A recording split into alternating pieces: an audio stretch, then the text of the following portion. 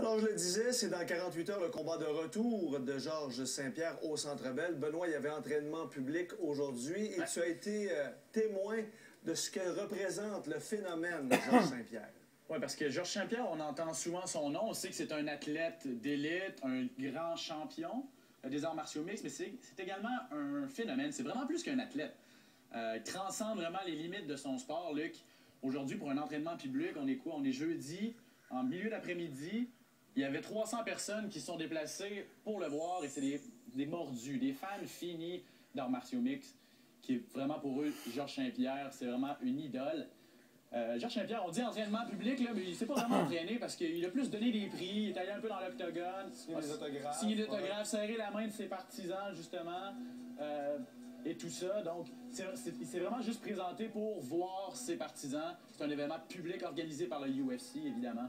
Donc, a pris le temps d'y aller. Je me suis intéressé à savoir pourquoi Georges Saint-Pierre est tellement populaire parce que internationalement. Dans le monde, là, après Céline Dion, je pense que c'est lui, le Québécois le plus connu au monde. Probablement. Il va en Indonésie, il va aux Philippines, les gens l'accueillent en héros là-bas.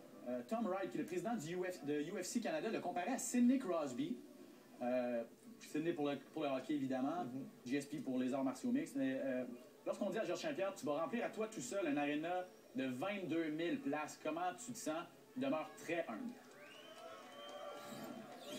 Ça fait chaud au cœur, puis je travaille fort pour être à la hauteur des attentes, puis samedi, je vais livrer la marchandise. J'ai beaucoup de support des gens, puis que ce soit du Canada, des États-Unis aussi, partout, mais ça fait chaud au cœur d'avoir le support de plusieurs personnes. You know, it's no different than other sports. I mean, take a look at how anticipated the return of Sidney Crosby was from his concussions.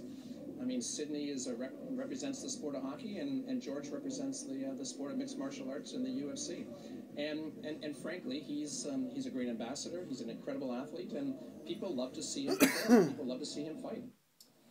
Oui, les gens aiment le voir se battre, mais là, samedi au Centre Bell, ce sera plein. Ouais. Et les gens sont prêts vraiment à payer le gros prix pour aller voir Georges Saint-Pierre. Oui, parce que les gens ont l'impression, j'ai parlé à quelques partisans qui étaient là aujourd'hui, ont l'impression que chaque combat de Georges Saint-Pierre est une page d'histoire, littéralement. Tellement c'est un grand champion. Donc on ne veut pas rater ça pour tout l'or au monde. Les gens l'aiment parce que c'est un gentleman, évidemment. Au-delà de ses performances dans l'octogone, c'est un gentleman. Donc, mais il y a une certaine dualité, Luc, parce que c'est tellement un bon gars, mais c'est tellement une machine dans l'octogone que ça fascine un peu les gens de voir comment un gars aussi gentil peut faire qu'une bouchée de ses adversaires comme ça dans l'octogone. Je pense que ça fascine un peu les gens. J'ai rencontré deux partisans qui ont payé 625 $ pour leur billet.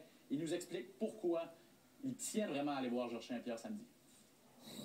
Le meilleur au monde. Il y a assez de défense de titre pour le prouver. Puis aussi parce que c'est un Québécois. Il reste humble malgré tout ce qu'il fait. Il y en a, c'est qui sont arrogants, ils vont toujours essayer de trash talk pendant les combats, mais lui, il va toujours rester humble. Il s'entraîne avec les meilleurs au monde. Partout où il va, il est traité avec respect. Puis c'est le meilleur vendeur de pay-per-view de la UFC, donc c'est une des raisons pourquoi j'imagine que c'est le combattant le plus populaire. Donc ses patrons l'adorent. Ses partisans l'adorent littéralement, mais il y a certaines personnes qui ne mettent pas Georges Saint-Pierre sur un piédestal. C'est les autres combattants dans sa catégorie de poids qui veulent à tout prix aller chercher sa ceinture. Il y en a deux qui vont se battre samedi, Johnny Hendricks et Martin Kampmann. Ça va être un combat éliminatoire pour la ceinture de Georges Saint-Pierre, s'il la conserve, évidemment. Vous allez voir, eux, là, ils disent, c'est pas mon idole, Georges Saint-Pierre. C'est un adversaire. I don't see him as an idol. No? He's an opponent. He's a person. He puts on his pants on one leg at a time just like I do. You know what I'm saying? He's a fighter just like me. So I don't... He's a good fighter. You know what I mean? He's done an amazing thing, but is he an idol? No. You know what I mean? He's just another human in my book. He's a champ for a reason because he's very good, so I enjoy watching his fights as well.